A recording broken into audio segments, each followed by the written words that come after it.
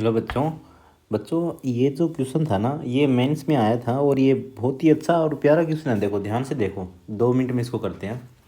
आपको क्वेश्चन में देखो, एफ के की वैल्यू दे रखी है। एफ के की वैल्यू दे रखी है। जब उसने बोला है के ओड है तो ये लेना है, के इवन है तो ये लेना है, और पूछा है नंबर ऑफ फंक्शन जी में क्या आएंगे, और उसने आगे कंडीशन दे दी। तो उसको छोड़ो, पहले देखो जी के अंदर उसने एफ रखा है, जी के अंदर एफ रखा है ना, तो एफ की वैल्यू निकाल लेते हैं हम। तो यहाँ देखो आप है ना, एफ वन की वैल्यू निकालोगे ना, रखो यहाँ पे के वन, के मतलब ओड है तो ये वाला लेना है, तो वैल्यू आएगी 2। ऐसे ही आप एफ टू निकालोगे तब भी वो 2 ही आएगी। एफ थ्री निकाल के देखोगे ना, एफ थ्री और एफ फोर, तब वो 4 आएगी।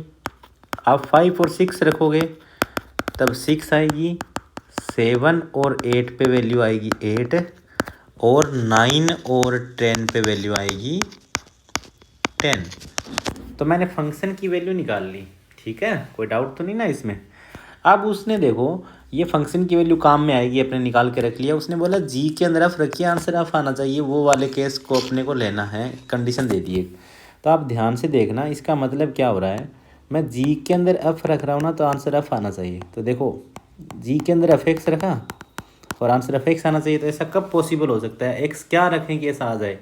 तो देखो मैं एक्स पहले 1 रख के देखता हूँ, मेरे को थोड़ी पता है कितना आएगा। तो मैं x1 रखा, x1 रखा, तो देखते हैं f1 कितना है। f1 मैंने निकाल रखा है 2 है, तो यहाँ 2 आएगा, यहाँ 2 आएगा। तो इसका मतलब एक पक्का हो गया कि सर जब जी के अंदर 2 होगा ना, तो आंसर हमेशा 2 आएगा। यही तो कहना चाहता है ना, अगर ये x है तो ये आंसर x आना चाहिए।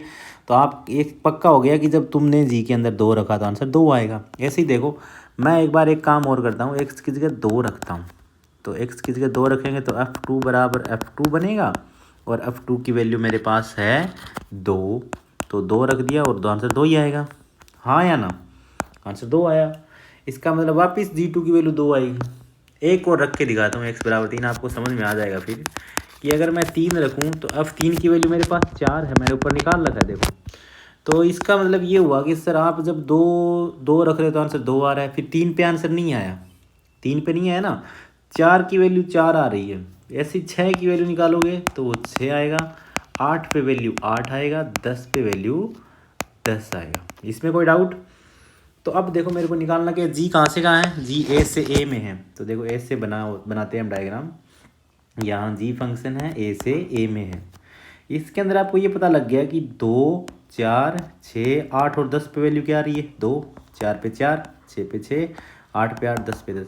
अब आप देखो यहाँ 1 है और यहाँ कहीं 3 बच गया, 5 बच गया, 7 बच गया, 9 बच गया। तो देखो ये फंक्शन तो नहीं हुआ ना अभी। फंक्शन कब हुआ, जब इन 1 की मैपिंग होगी।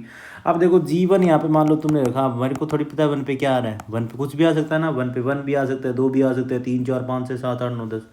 तो 2 पे तो 2 आ गया था। 1 के लिए अपने पास 10 ऑप्शन हैं, 2 के लिए 1 था, फिर 3 के लिए वापस 10, 4 के लिए 1, क्योंकि 4 हमेशा किसके पास जाएगा, 4 के पास, फिर 10 फिर 1 फिर 10 फिर 1। ऐसे करते करते जब करोगे ना तो 10 5 बार आएगा और 1 5 बार आएगा। तो आंसर क्या आ गया, 10 की पावर 5।